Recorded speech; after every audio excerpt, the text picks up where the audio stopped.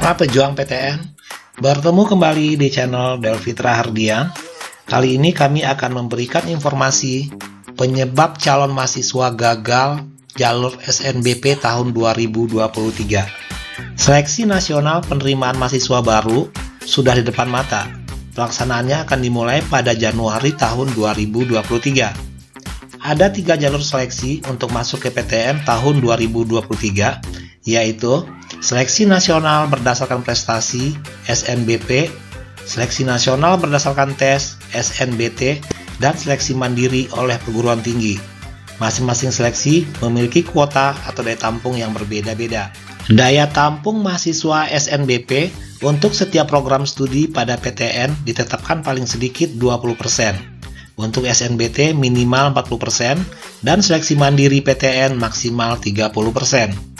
Sebelum masuk PTN, sekolah maupun siswa perlu memahami skema dan ketentuan yang baru terkait seleksi masuk PTN tahun 2023. Pasalnya, kesalahan kecil dapat berdampak fatal yang mengakibatkan siswa tersebut gagal masuk PTN. Berikut 5 hal penting yang wajib dilakukan sekolah maupun siswa. Kesalahan pertama adalah salah entry data sekolah di Dapodik. Panitia mengingatkan agar semua sekolah untuk mengecek data sekolah di Dapodik. Kesalahan dalam mengentry data atau pengisian data akan berdampak besar. Panitia menyampaikan sesuai analisa yang dilakukan bahwa banyak sekolah tidak memiliki personalia yang dikhususkan dalam melakukan tugas pengentrian data di sekolah, yaitu di pangkalan data sekolah dan siswa atau PDSS. Banyaknya sekolah yang meminta tenaga sukarela dalam melakukan pengentrian data sekolah, sehingga sering terjadi kesalahan entry data. Oleh karena itu, panitia menyarankan agar diberikan penugasan atau SK khusus dalam melakukan hal tersebut agar dapat terlaksana dengan baik dan benar. Panitia juga menyampaikan ada banyak sekaligus kasus yang terjadi khususnya dalam pengentrian data. Sebagai contoh, ada kesalahan pengentrian data tanggal dan tahun saat siswa memulai SMA. Apabila data bulan dan tahun salah, sistem SNMB akan menilai jika siswa tersebut masuk dalam gap year, sehingga tidak bisa lagi masuk jalur SNBP. Kesalahan kedua adalah nomor induk siswa nasional atau NISN. Ketika melakukan pengecekan data sekolah di Dapodik, hal yang sangat penting dilakukan oleh sekolah yaitu melakukan pengecekan pada NISN siswa. Hal ini harus diutamakan oleh semua sekolah karena akan berdampak fatal jika terjadi kesalahan. Semua akan bermula dari NISN. Apabila ternyata NISN memiliki lebih dari 1 orang atau ganda, akan menjadi masalah besar. Bisa terancam tidak bisa ikut, bukan hanya SNBP, SNBT. Panitia menekankan agar semua sekolah berhati-hati dan menaruh perhatian serius dalam hal pengecekan data NISN agar data tersebut benar. Apabila data NISN salah, maka siswa akan kesulitan untuk mengikuti SNBP, bahkan seleksi masuk lainnya. Kesalahan ketiga adalah nilai raport dikatrol oleh sekolah.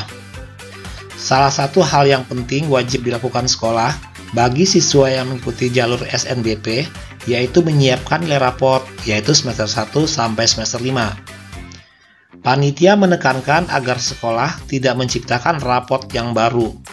Selain itu, guru dan kepala sekolah ditegaskan untuk tidak membuat nilai palsu anak didik calon PTN yang ingin masuk jalur SNBP. Sekolah juga dituntut untuk tidak mengarang-arang nilai dan menaikkan nilai siswanya. Selanjutnya, jangan percaya kalau untuk SNBP itu lulusnya itu tergantung grafik semester 1 sampai semester 5. Seleksi SNBP di PTN juga tidak pernah membandingkan nilai raport siswa dari satu sekolah ke sekolah lain. PTN memiliki mekanismenya dalam menyeleksi calon mahasiswa baru, maka guru dan kepala sekolah penting mengusulkan siswa-siswa yang benar-benar layak masuk di SNBP. Yang keempat adalah sertifikat prestasi tidak relevan. Bagi siswa eligible, yaitu siswa dinyatakan layak sesuai syarat untuk mengikuti jalur SNBP, wajib mengunggah portofolio dan mengunggah prestasi non-akademik. Adapun tingkat prestasi yang diperbolehkan adalah prestasi tingkat nasional, regional, maupun internasional. Namun, jika siswa tersebut tidak memiliki prestasi akademik pada tingkat yang ditentukan, misalkan hanya tingkat kabupaten atau kota saja, dapat dimasukkan, siapa tahu penting saat penilaian di PTN. Yang terakhir adalah memilih PTN bukan program studi. Panitia menegaskan, sebaiknya sekolah benar-benar menekankan kepada siswa untuk memilih program studi atau jurusan kuliah yang tepat sesuai kemampuannya.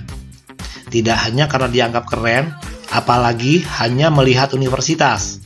Pasalnya, bila hanya melihat universitas, siswa bisa terjebak memilih prodi yang tidak sesuai dengan minat dan bakatnya, yang bisa menyebabkan gagal seleksi atau berhenti kuliah di tengah jalan karena merasa tidak cocok. Selain itu, kadang siswa memilih-milih PTN karena harga diri. Ada anggapan masyarakat Indonesia, apabila diterima di PTN yang terkenal, harga dirinya semakin tinggi.